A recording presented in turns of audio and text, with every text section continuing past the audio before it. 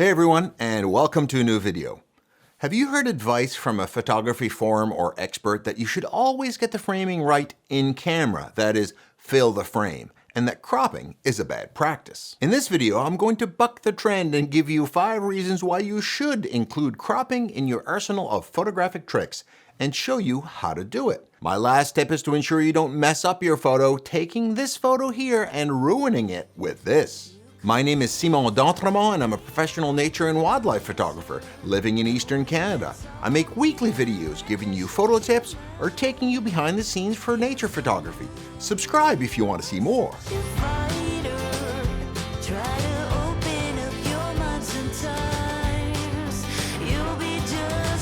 So let's start off by discussing aspect ratios and what they mean so we're all on the same page. An aspect ratio is the relationship between the width and the height of a photo, such as 4 and 3, called 4:3 or 4:3. These aren't measurements like 4 centimeters to 3 centimeters. They're just generic equal units of measurement. Most cameras use 3:2 for the aspect ratio of their sensors, but some cameras like Micro Four Thirds have a 4:3 ratio. Some cameras can even have square sensors described as 1:1. By the way, your lens doesn't project those shapes into your camera. Almost all lenses project what's called an image circle into your camera, and your sensor reads its shape out of that image circle. On top of the sensor having an aspect ratio, you can crop your own ratio out of the photo in post-processing, or even add many together to create a new aspect ratio using the panorama technique, like in this photo, which ends up 4:1 out of several 2:3s. Or video is often shot or cropped to 16:9. Got it? Now, are there benefits to not cropping, which basically means you got the desired framing right off the bat? There are, but as you'll see, some of them are less important than they once were. One, if you avoid cropping, you're leaving as many pixels as possible in the final image. Now, back in the day when you were shooting with a 12 megapixel camera, keeping all those megapixels was important to get good resolution. But today, with many 30 to 60 megapixel cameras, you can crop and still have tons of resolution, even for a large print, for which 20 megapixels is enough for most applications. This can be taken to extremes though. If cropping too much leaves you with insufficient resolution to make a nice photo, then yes, you've cropped too far. Another reason for not cropping is the purist view that if you're a real photographer, you shouldn't have to crop. Well, if you want to give yourself a personal challenge and do that for your own satisfaction, go ahead. But to suggest that someone who does crop is less of a photographer is just, well, bullpucky. All that means is that you've never shot wildlife, astrophotography, sports, motorsports, or any other genre where controlling the distance to your subject isn't possible. For those genres, almost everybody, even pros, crop regularly. Some people will say cropping makes you lazy and spend less time getting the composition you want. This one I'll agree with in part. Pointing the camera in a direction and taking a random snap and saying, oh, I'll just crop it later, isn't likely to get you the best result. At least proper framing should be intentional, but I'll show you later, doesn't need to be perfect. Now let's look at 5 reasons why you should crop your photos. First, and most obvious, if your final photo is more artistic or better because you cropped it, then crop it. I call this cropping for composition. That's where cropping your photo into a new aspect ratio or orientation, either portrait or landscape, just makes the photo better. There's no rule anywhere that says that the original aspect ratio is the right one. Some photos might look best in 4:5, 4:3, or 3:1. Use your skills and ingenuity to get the best final result you can. The final version is what people will see and will reflect on when you're done. And making that the best you can so that you're happy with it is all that matters. For me, the crop is a critical element of the composition of my photo. I've had media asked to print my photos and then recrop it for the page or to fit the article. For me, that totally changed the photo. My new rule, when it's not for a unique commercial application, is anyone publishing or posting my photo has to do it in my original crop. For this photo of this tiny yellow warbler, I got a nice shot with good behavior, dappled light, and plenty of resolution to crop this as I see fit. This is where I can innovate and be creative and artistic with the composition. The bird is clearly the subject, but what are the best accompaniments to support that subject? Is it in the in-focus vegetation on the left? Do I crop it so that it makes a nice swoop in the frame? Do I make the open space and bright spots the supporting cast? Or do I crop vertically like the up and down orientation of the bird, or left to right like the branch? These are all artistic choices made available by having extra room and cropping. Or the snowy owl shot. I can crop it to just make the subject larger in the frame, but look what happens when I crop it crooked on purpose. I can give the illusion that the owl is looking around the corner at me. The next reason to crop your images is what I call inclusion and exclusion.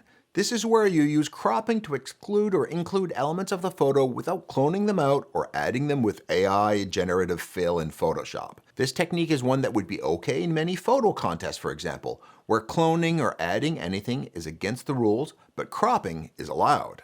This also supports the idea that in a photo, make sure that you include the good stuff, and if it's not adding to the photo, it's probably taking away from it. You can crop the image to get rid of what you don't want, but still include the good stuff. An example could be this elephant shot of mine from Botswana. The framing doesn't work well for the elephant's head, but a nice tight crop of the trunk shows off part of the photo that's the most dynamic, and I've got plenty of resolution to leave plenty of detail. So I cropped it to include what I want. The next reason to crop is to have the flexibility to rescope the image aspect ratio or size for the eventual use case. Now, some people may scoff at this and say, my art is my art and I'm not changing it for anyone. That's 100% you're right, no problem. But I'm here to give viewers options and they can let their own moral compass tell them where to go, not impose one. So one example is the eventual use case on social media. If you post to Instagram, a portrait aspect ratio or crop is what will fill the most amount of real estate on people's phones and screens, 4:5 specifically. This is important as a phone screen, for example, is small enough as is. So if you crop a photo at 4:5 vertically, it will look like this. But if I take this horizontal panorama and place it on Instagram or Facebook, it will come out as this. You can't even tell what it is. Contrary to social media, which fills the most screen in vertical view, photo contests are better entered in landscape orientation. Why? Because judges won't be judging your photos on a phone. They'll likely be on a desktop with a nice big screen. You want to fill that real estate. While this photo might look okay in a skinny vertical crop on a phone, on a desktop monitor, it's just a skinny strip. Use all the real estate of the device the viewers plan to use. Another reason to leave some room to crop is for print or commercial application if you want to commercialize your work. I once had a magazine editor if I had any wood duck pics for a feature article and a magazine cover.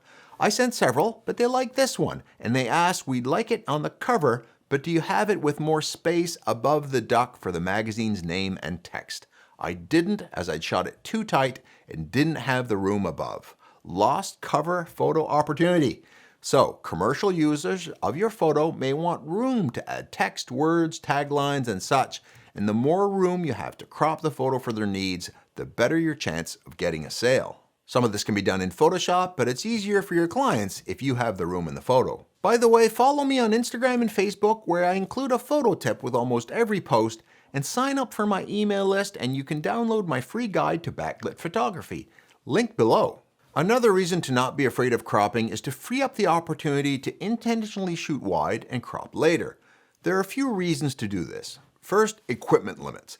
Not everyone has a long lens like this and have to make do with what they have. Let's say you need to get a shot at a venue where you expect 300mm to be used often, but you don't own a 300mm prime or 100-400. What do you do then? Well, if you own a sharp 70-200 f2.8, which are usually super sharp, and a camera with 30 megapixels or more, you're golden. You can shoot this at 200mm, a bit wide, and crop it to 300mm equivalent and still have plenty of resolution left. That's why when you're choosing lenses, choosing a bit wider field of view, that is fewer millimeters in focal length, rather than a bit tighter, gives you more options. Another reason to shoot wide and crop later is for artistic flexibility. Sometimes you're not quite sure which crop will work best, so you take the shot in a way that both horizontal and vertical crops can work. In this shot, I set up in the exact spot that would have the sunrise directly behind the lighthouse. The problem is the exact perfect alignment was only going to last a few seconds, and I wasn't sure yet which composition would work the best. So I shot it wide enough that I could crop it later vertically or horizontally, whatever I decided I wanted, or both, depending on the final use case. horizontal for print over a couch, vertical for the cover of that tourism brochure. And finally, my bonus tip for cropping. Even though I think cropping has lots of uses, don't overdo it. I see a huge problem of people, especially wildlife and beginner photographers, thinking that the role of cropping is to isolate and emphasize the subject. No. That leads to, in wildlife photography, what I call a bird in a box. You have a photo of a subject and its environment, and you crop it so tight that only the subject remains. This is a mugshot, not a piece of art. Try to leave in some elements of the environment in the photo to accompany the subject and be supporting characters. Elements of nature, other subjects, reflections, cool lighting effects, environmental factors like weather, or just room to breathe. Give your subject some space and the photos will be better off for it. In this wood duck photo, it would be a huge disservice to crop this too tightly and on the subject only. Give it some room and include these beautiful bokeh circles and reflections, like this. If all this talk of cropping has you thinking a primer on composition is what you need, I have a whole video on that topic which you can see right here. Give this photo a like if it was deserving so others can learn from it, and I hope you can go out soon and get your own amazing and unique photos and crop them if and how you want to. I know you can do it.